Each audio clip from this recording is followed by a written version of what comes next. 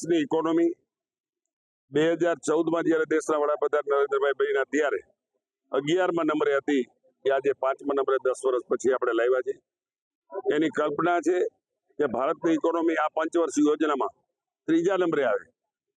આ વિકસિત ભારત બનાવવાના જ્યારે એના સપના છે પૂર્ણ કરવા માટે લોકોએ મતદાન કરવું જોઈએ।